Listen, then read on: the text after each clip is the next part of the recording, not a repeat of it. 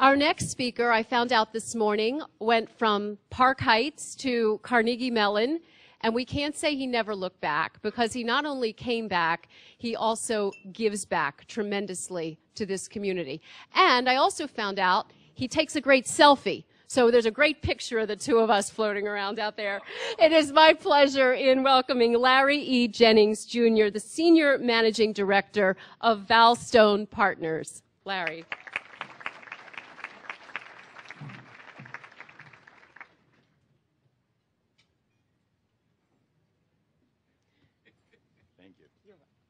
Thank you.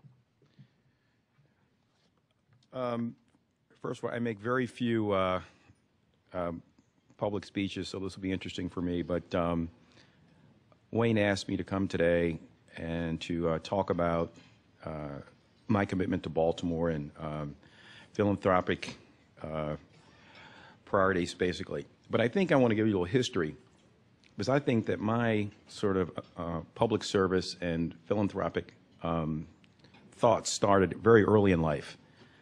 My mother was involved in PTA even before we went to school, and I always remember that. I was wondering why she was going to PTA meetings, and even though we weren't in school, but she was very committed to serving the community. Also, when I was a kid, I used to go with my father, and we used to do odd jobs, fixing houses all over Baltimore City. And oftentimes we would work on houses and, fix plumbing problems or whatever for people that couldn't pay. And my father's here today. Let's see if he would stand up, if he's here. I think he's here somewhere. He's over there. And what I learned from that, really it's all about, loving people and just helping people. And my parents loved and helped a lot of people when I was a kid. So I got a very good sense of sort of helping people. Oftentimes I'm involved in nonprofit organizations, and I interview various board candidates, and some of the things they say to me, this will be good for my resume when I'm asking them to be on a board, or it's good for my networking. And really that's the wrong answer. I mean, if you want to be on a nonprofit board or provide support to nonprofit organizations, you got to love people. You got to help them. You got to understand their mission, and you got to be supportive of them.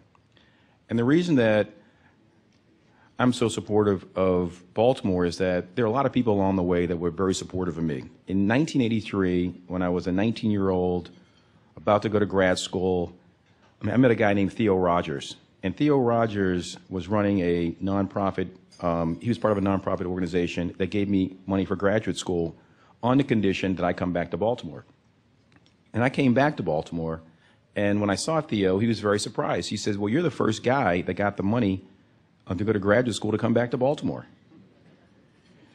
So along the way, I've met some very interesting characters being on nonprofit sort of public service boards. One of my first boards I was on was the Sexual Assault Recovery Center with Sandy Douglas. She's here today. I mean, we've been friends for like forever.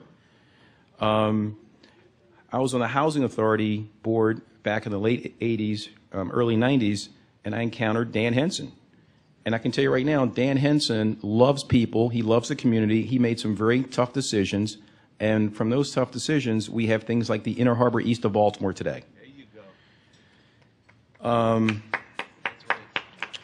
1993, I was a young executive at Legg Mason, and I was in this leadership program, and I encountered a guy named Anthony Hawkins, who was my mentor. And I've known Anthony a long time. So I think that it's all about giving back and sort of remembering the people that helped you along the way. So right now, I serve on about 9 nonprofit boards. I give $1 gazillion to these nonprofit organizations, but I love what they do. I love the fact that Carnegie Mellon is all about innovation. Boys Hope, Girls Hope is all about helping kids. Baltimore Municipal Golf Corporation, it's all about, public access to golf. Baltimore School for the Arts, Loyola School of Education, Morgan State University Foundation, Park Heights Renaissance, Rolling Park Country School, State Retirement Board. And by being part of these organizations, I come across some characters and people that really make my business thinking better.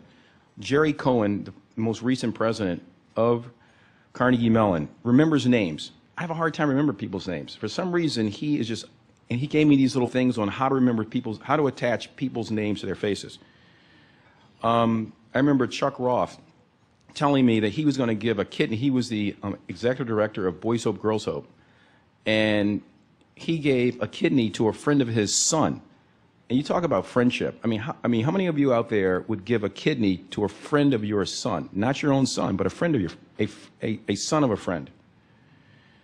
The other thing is that, you know, you come across people and you sort of think you've met every sort of person in a nonprofit environment that you can think of.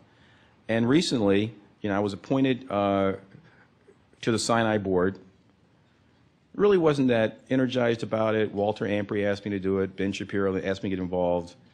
And then I encountered Amy Perry. I don't know if you know Amy Perry. Amy Perry is new to Baltimore, but she is one of the most like creative, energetic people. And I get jacked going to Sinai board meetings just to hear Amy just talk about what Sinai is doing, what's happening in the healthcare industry. In closing, I like to say that there are three things that really separate America, and every year I try to go to 3 foreign countries I've never been to. So, like last year, I was surfing in Nicaragua. 1, volunteerism. 2, immigration, open immigration, and access to capital.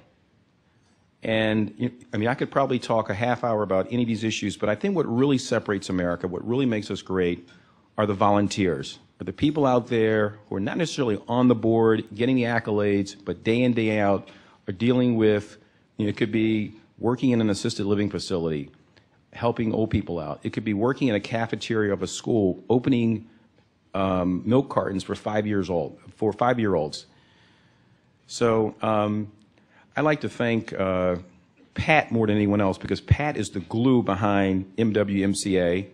Wayne is just a showman. You saw him come in here. So I'd like to thank Pat for organizing and being the glue of MWMCA. Thank you. Very good. Thank you, Larry. You're a busy man and all that, and you still have time to go surfing in Nicaragua. That's pretty impressive.